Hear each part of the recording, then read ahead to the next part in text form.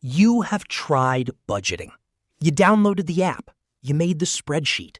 You told yourself this month would be different. And yet, here we are. Same account balance, same frustration, same quiet feeling that maybe you are just not someone who's good at saving money.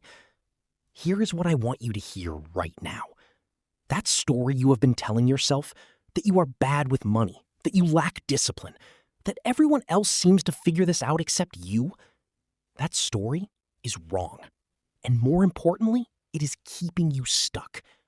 The real reason most people cannot save money has almost nothing to do with their income, their willpower, or their spreadsheet skills. It has everything to do with how the human brain was built and why that ancient brain is completely overwhelmed by the modern financial world. My name is Rich Future You, and today we are going to rewire the whole thing. Subscribe and hit the like button if this one changes how you see money, because I think it will. Let's start with something that will probably make you feel a lot better about yourself. Your brain is not broken. It is actually working exactly the way it was designed to work. The problem is, it was designed for a world that no longer exists. Your brain has a threat detection system that psychologists call the scarcity loop. When resources feel limited, your brain shifts into survival mode. It prioritizes immediate needs over future goals. It makes short-term thinking feel urgent and long-term thinking feel optional. For most of human history, this was perfect. You needed to focus on today's food, not next year's harvest. But in the modern world, this ancient wiring creates a catastrophic mismatch.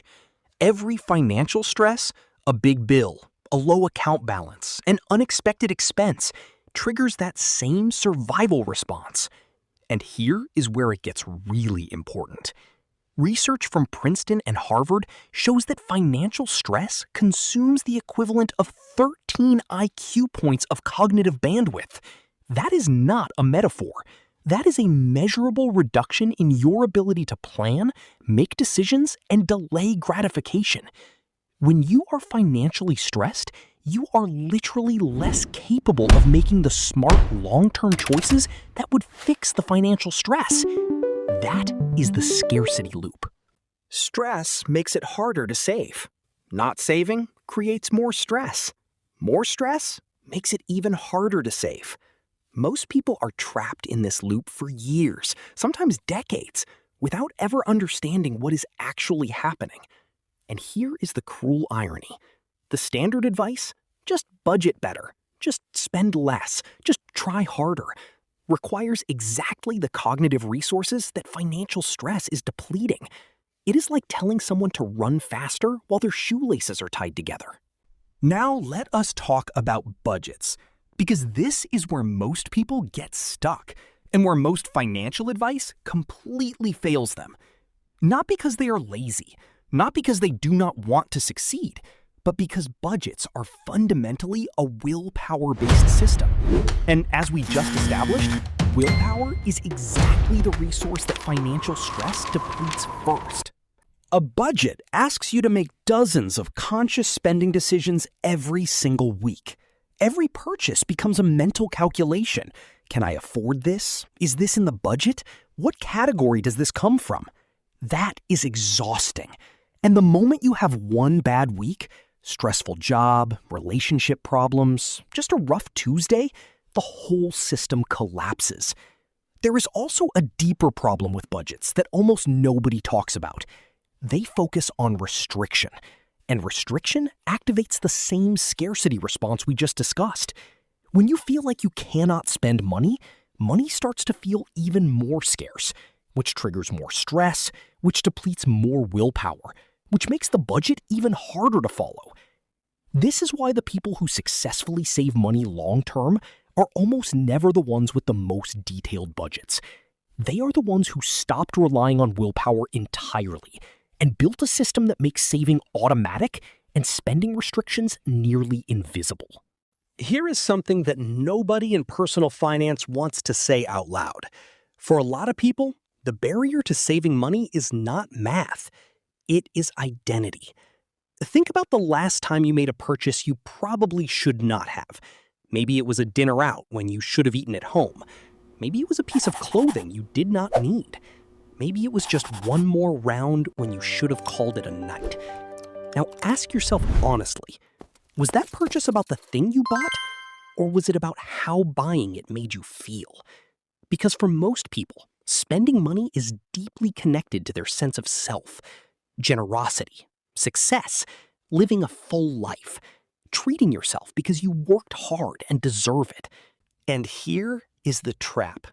When saving money feels like giving up those parts of your identity, when cutting back feels like admitting you cannot afford your own life, your brain will fight the savings habit with everything it has. Because your brain values identity protection almost as highly as physical survival. The fix is not to want less. The fix is to change what you find impressive. The people who build real wealth eventually reach a point where the savings rate is the status symbol, where watching the investment account grow is the dopamine hit, where the paid-off car is the flex. That identity shift is not something you can force overnight, but understanding it is the first step to making it happen. So how do you actually break out of the scarcity loop, escape the budget trap, and shift your financial identity without years of therapy and a perfect life? 3 specific rewires. Rewire 1. Change the story you tell about saving. Most people frame saving as giving something up. I cannot have that because I am saving. Flip it. Every dollar you save is a dollar voting for the future version of you. You are not restricting yourself. You are funding your own freedom. That language shift sounds small, but the neuroscience behind it is significant. When saving feels like building instead of losing, the resistance drops dramatically. Rewire 2. Change your environment before you try to change your behavior. Your environment is more powerful than your intentions.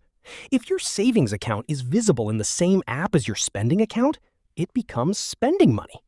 Open a separate savings account at a different bank. Give it a name: Freedom Fund, Future Fund, Rich Future You Fund. Whatever makes it feel like progress instead of sacrifice. Make the money invisible until it is genuinely needed. Out of sight genuinely means out of mind for the human brain. Automate the transfer the same day your paycheck lands. Not after bills, not after spending. First. Even $10 a paycheck. The amount is almost irrelevant at first. The habit is everything. You are training your brain that saving happens automatically. It is not a decision you have to make under stress. Rewire 3. Change the metric you are tracking. Stop trying to track every dollar. That is where budgets go to die. Instead, track one single number every month. Your savings rate. What percentage of your take-home pay did you keep? Even if it is 2%, track it.